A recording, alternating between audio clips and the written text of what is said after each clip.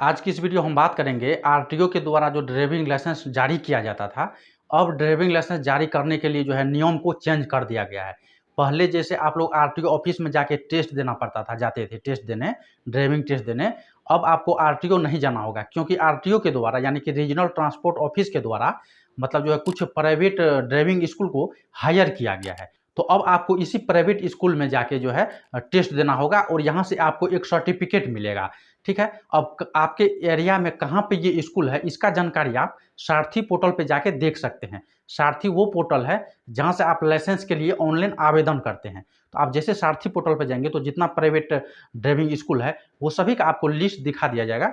तो आप वहाँ से आप अपना सुविधा के अनुसार से कोई भी प्राइवेट ड्राइविंग स्कूल को चूज कर सकते हैं और यहाँ से आपको सर्टिफिकेट मिलेगा। तो सर्टिफिकेट वैसे नहीं मिलेगा, सर्टिफिकेट लेने के लिए आपको 4 हफ्ता का वहाँ पे एक कोर्स करना होगा और 4 हफ्ता में यानी कि आप मान के चल सकते हैं पूरा 1 महीना, ठीक है।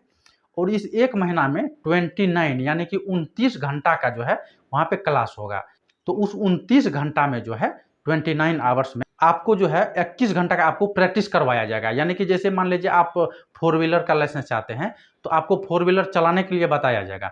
तो मौखिक तक चलाने के लिए नहीं बताया जाएगा, उससे पहले जो है 8 घंटा का थ्योरी क्लास होगा जिसमें तमाम ट्रैफिक रूल के बारे में बताया जाएगा और आप गाड़ी कैसे चलेंगे, किस परिस्थिति में आपको मतलब क्या एक्शन लेना है, ये सभी जानकारी को 8 घंटे के थ्योरी क्लास में बताया जाएगा। उसके बाद 21 घंटा जो है आपको ड्राइविंग सिखाया जाएगा, ठीक है।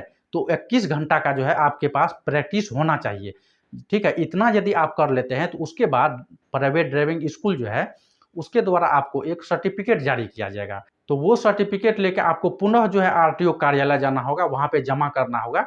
तब आरटीओ को ये पता चल जाएगा कि आपने जो है प्रॉपर सर्टिफिकेट लिया हुआ है, तो आपने ये ट्रेनिंग भी किया है, यानी कि आपको प्रॉपर नॉलेज है गाड़ी चलाने का।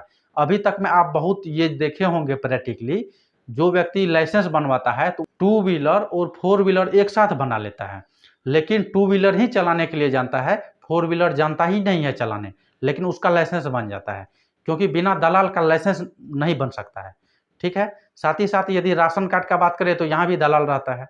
तो कुछ ऐसा जो कार्य है जो बिना दलाल का बनता ही नहीं है।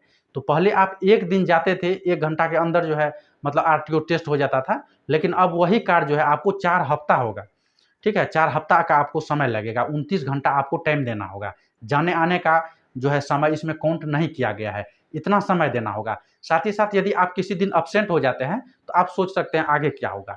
और ये जो आपको मैंने प्रोसीजर बताया है ड्राइविंग स्कूल का, तो यदि कोई भी ड्राइविंग स्कूल ये प्रॉपर नियम को फॉलो किए बिना सर्टिफिकेट इशू करता है तो ऐसे स्कूल के जो संचालक होंगे उस पे मात्र जो है 5,000 रुपया फाइन रखा गया है, ठीक है। मात्र 5,000, 5,000, ठीक है।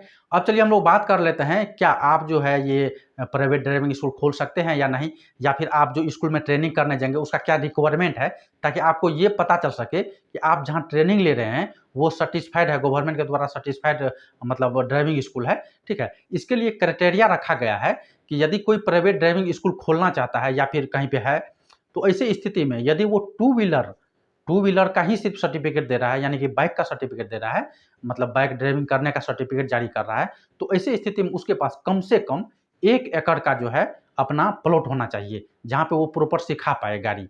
या फिर वो अपना प्लॉट नहीं है तो ऐसी स्थिति में कोई लीज पे वो ले सकता है, तो वो जो है अवेलेबल होना चाहिए 1 एकड़ प्लॉट।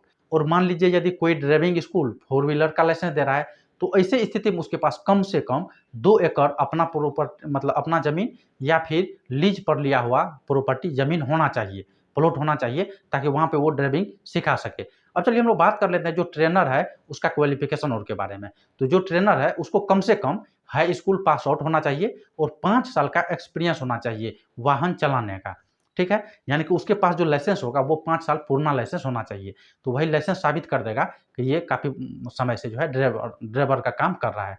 अब चलिए हम लोग बात कर लेते हैं, यदि कोई व्यक्ति विदाउट ड्राइविंग लाइसेंस का ड्राइव करता है तो ऐसी स्थिति में जो है 2,000 रुपया तक का फाइन है। साथ ही साथ यदि कोई माइनर है, यानी कि कोई व्यक्ति का एज 18 साल से कम है और वो यदि ड्राइविंग करता है तो उसको 25,000 रुपया तक का जुर्माना हो सकता है। साथ ही साथ उसका जो पेरेंट्स है, जो गार्जियन है, जो गाड़ी चलाने का आज़ादी दे दिया है कि रोड पे जाओ जहाँ मन है जाओ, तो ऐसे गार्जियन के ऊपर भी एक्शन लिया जा सकता है। साथ ही साथ आपको बता दें, अब जो है ड्राइविंग लाइसेंस बनाने का प्रोसेस ईज़ी नहीं बल्कि और हार्ड हो गया है।